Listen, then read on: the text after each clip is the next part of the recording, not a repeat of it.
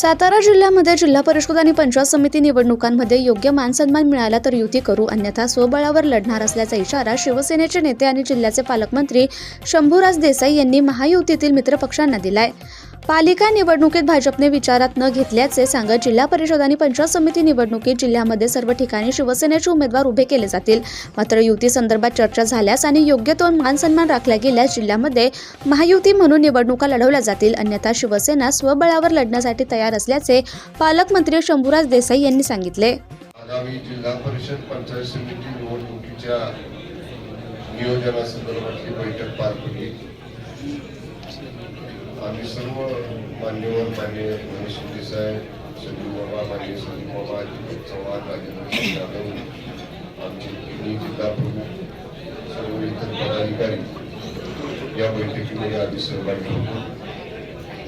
या बैठकीमध्ये आगामी जिल्हा परिषद पंचायत समितीच्या निवडणुका पूर्ण ताकदीनं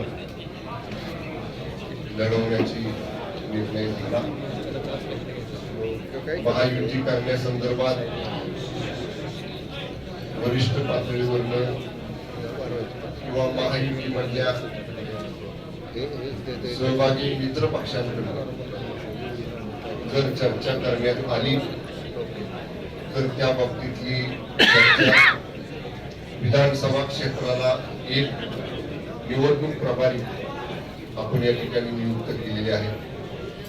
ती निवडणूक प्रभारी त्यांच्या स्तरावर चर्चा करतील आणि अंतिम निर्णय घेण्यासाठी जिल्हा स्तरावरच्या नेत्यांच्याकडे येतील।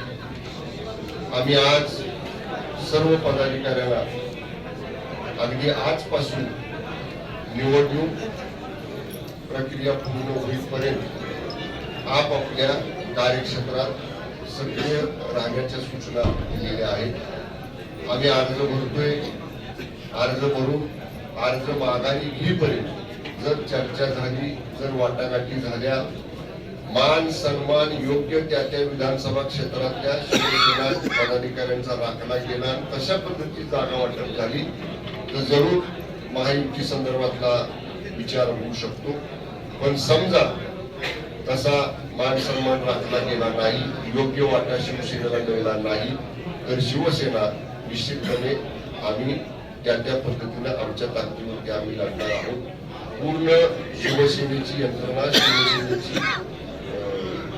सर्व संघटना म्हणजे युवा सेना, महिला आघाडी या सगळ्यांनी आजच्या बैठकीमध्ये जो पक्षाचा निर्णय जिल्हा स्तरावरती होईल, जे उमेदवार या ठिकाणी जिल्हा स्तरावर निश्चित केले जातील त्या पद्धतीनं पूर्ण ताकदीने ह्या निवडणुकीमध्ये उतरण्याचा निर्णय आजच्या बैठकीमध्ये घेण्यात आलेला आहे।